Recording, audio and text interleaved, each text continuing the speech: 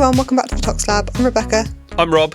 This week we're going to be exploring the surprising link between head lice, farming and chemical warfare. Ooh. So we're going to jump in with head lice first. Rebecca, you ever had lice or fleas? I've had head lice, yeah. How did you find it? Annoying. I just remember the hours spent with my mum and a nit comb trying to pull them all out of my hair as a kid. Yeah, I've got 2 young children at home and nothing makes your heart sink more than the email from the school saying head lice are in the class and you need to check your children. And then when they do get them, they're an absolute nightmare to get rid of. Well, we're going to be looking at a case today of poisoning from head lice treatment.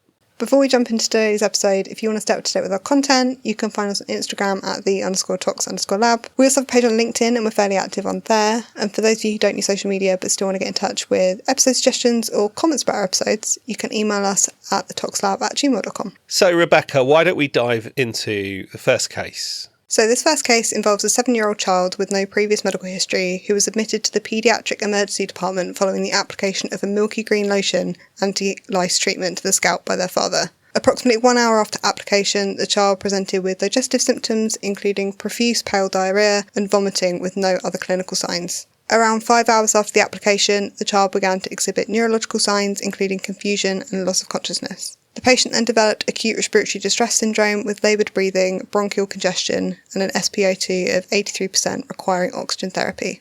The patient was then admitted to the paediatric neurology and clinical exam revealed that the patient was normotensive, tachycardic at 144 beats per minute and had a GCS of 6 with fixed bilateral constricted pupils and was unresponsive to stimuli. Chest x-ray showed thoracic distension and an EEG showed evidence of frontal lobe seizures which were treated with midazolam and levetiracetam. Blood tests revealed an acidosis with a raised PCO2 and a lactate of 4.3 millimoles per litre, leukocytosis, thrombocytosis and a hypokalemia at 2.2 millimoles per litre. The patient was admitted to the paediatric ICU for intubation, decontamination and monitoring given their worsening respiratory condition. During this time it was mentioned by the parents that Paris Green had been applied instead of anti-lice solution. And Paris Green is a copper acetoarsenite complex that was used up until the 1940s as a larvicide and can cause GI symptoms such as vomiting and diarrhoea. So this is an arsenic-containing treatment, right? So based on this, plasma and urine arsenic was measured using ICP-MS, which revealed normal arsenic levels, and they also did segmented hair analysis, which didn't show any raised arsenic, so they could exclude this. And while the neurological and GI symptoms fit with this, the respiratory symptoms did not fit with this poison.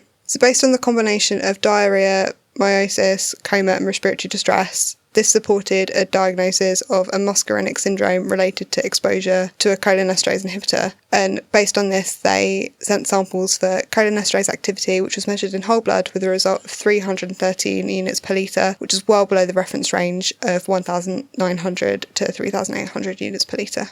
So what's going on here? He's got a reduced cholinesterase activity. What does that actually mean? Let's break it down. So a very common neurotransmitter in the body is acetylcholine. This includes nerves in the brain, also nerves attached to muscles, really common neurotransmitter. And the way that acetylcholine works at these junctions between neurons and muscles is that acetylcholine is released, it binds to a receptor, the other side of the neuromuscular junction or the other side of the synapse, and then an enzyme called cholinesterase breaks that acetylcholine down, and that's what balances the signal between activation and then inactivation. Compounds that inhibit the enzyme cholinesterase stop that breakdown. So acetylcholine is released from the neuron, binds to the receptor, it then isn't broken down and you get this permanent activation. And in this case they tested the patient's cholinesterase activity, didn't they? And it showed that his enzyme activity was well below that which was expected. And this, therefore, could have been responsible for his clinical syndrome. There's an acronym, isn't there, that tells you the symptoms that you see with cholinesterase inhibition. SLUDGE. There's actually a few different ones, but SLUDGE is probably my favourite and the one that I remember. And so it stands for salivation, lacrimation, so crying, urination, you get bladder incontinence, defecation, bowel incontinence, GI upset, and emesis. And this was a pattern we were seeing, weren't we? We were seeing initially GI symptoms. And then later symptoms can be things like laboured breathing and inability to breathe.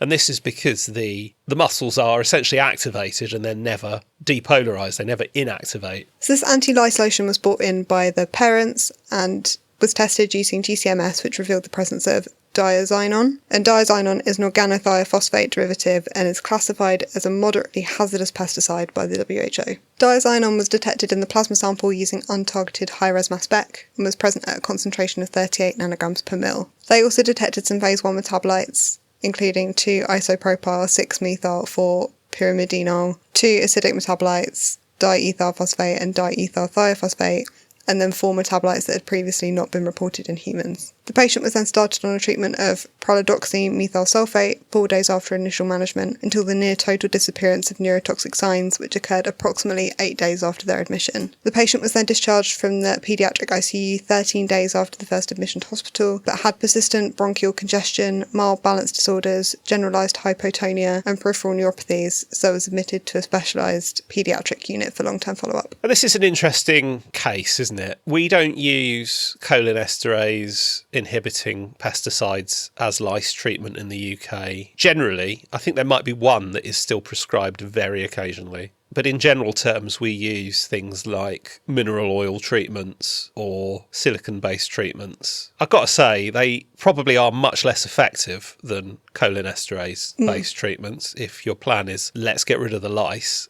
But clearly, there's a risk here of systemic toxicity. And I think it's useful to consider this case, actually, because this case occurred in France, I think, didn't it? But the parents had immigrated from Romania. So even if a compound is banned in one particular country, it doesn't mean you're not going to see presentations from people moving around, which is possibly what had happened in this case. I think this case also shows the power of high-res accurate mass screening, doesn't it? Yeah. The fact that the lab was able to identify this compound and a load of metabolites is really quite impressive. So let's move into now, away from head lice and more an agricultural angle.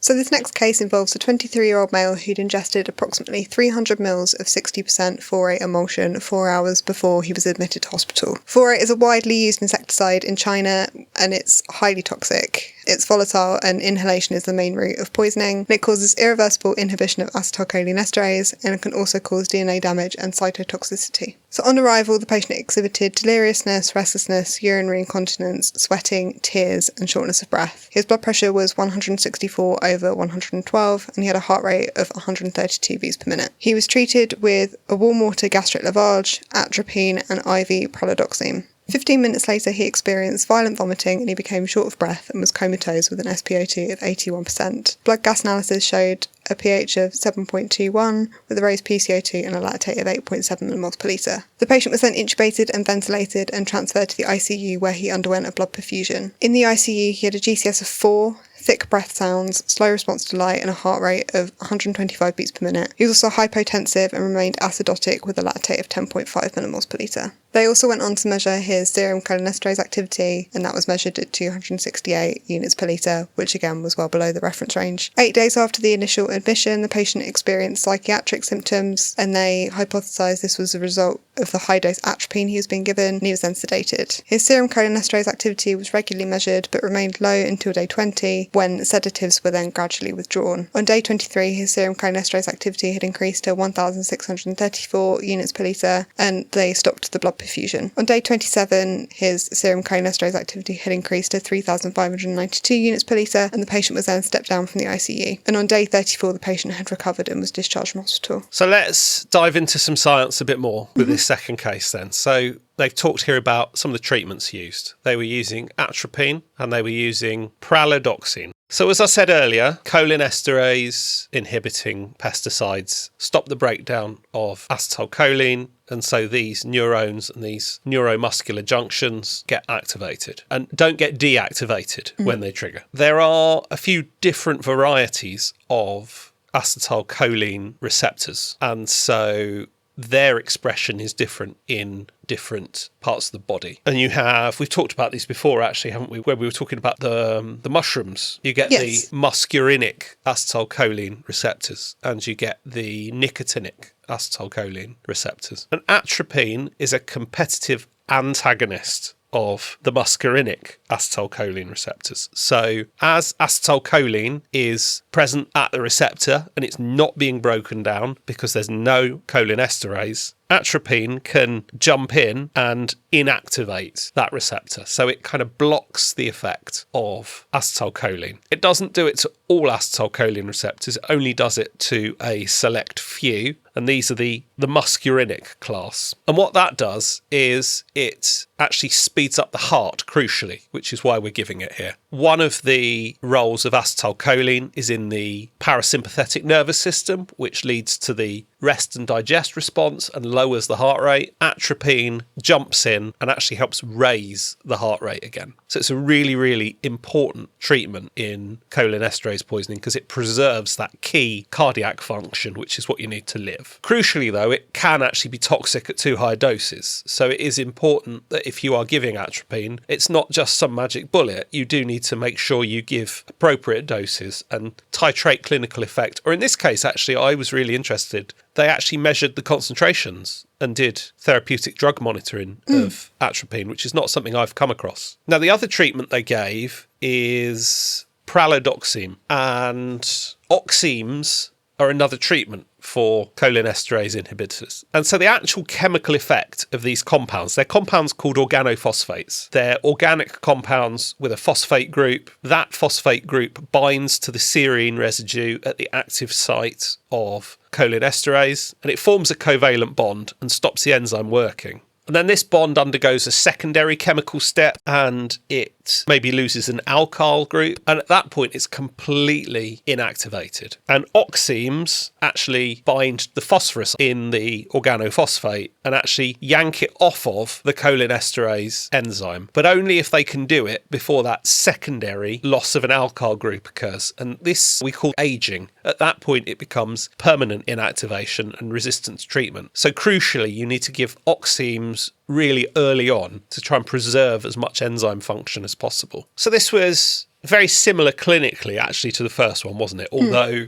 the presentation was clearly very different. This was deliberate ingestion of a very toxic pesticide. Again, a pesticide that's widely used in China and other parts of the world, banned by the EU. So currently not something used routinely in farms. Agricultural exposure to cholinesterase pesticides is quite a big problem globally, and particularly poorer income countries do still use a lot of these older pesticides. And there is quite a lot of either accidental exposure at work or in this case, deliberate exposure. So that's head lice, and we've talked about farming, and we can now see that there is a link between head lice and farming. I mean, they're both pesticides, effectively. How does this relate to banned chemical warfare? So on the 4th of March 2018, the quiet city of Salisbury in southern England became the centre of a mystery that would soon capture the world's attention. That afternoon, Sergei Skripal and his daughter Yulia were found unconscious on a park bench in the city centre. Yulia was found foaming at the mouth with her eyes wide open and they were completely white. They were rushed to hospital where doctors fought to keep them alive. Both remained in critical condition for weeks and no one knew what could have caused their sudden collapse. Turned out Sergei wasn't just any local resident. He was a former Russian military intelligence officer who once acted as a double agent for British intelligence. Investigators then began to suspect that this was no accident, but an assassination attempt. Samples collected from the scene and from the victim's blood were sent to Porton Down, where Novichok was identified, a nerve agent belonging to a family of highly toxic organophosphates. Further investigation traced the contamination to the front door handle of the Skripal home, and this was the likely point of exposure. Even touching the surface had been enough to deliver a potentially lethal dose. During the investigation, Detective Sergeant Nick Bailey, one of the first officers to enter the Skripal residence, also fell seriously ill after being exposed to the same substance, and he too was admitted to intensive care. And miraculously, all three of them survived and were eventually discharged from hospital after a long and difficult recovery. But the story doesn't end there. On the 30th of June, just a few miles north in the nearby town of Amesbury, tragedy struck again. A man named Charlie Rowley had found what he thought was a discarded perfume bottle in Salisbury. He then gave it to his partner, Dawn Sturgess, who sprayed the perfume on her wrist, and she had collapsed within minutes. Despite intensive treatment, she had died 8 days later,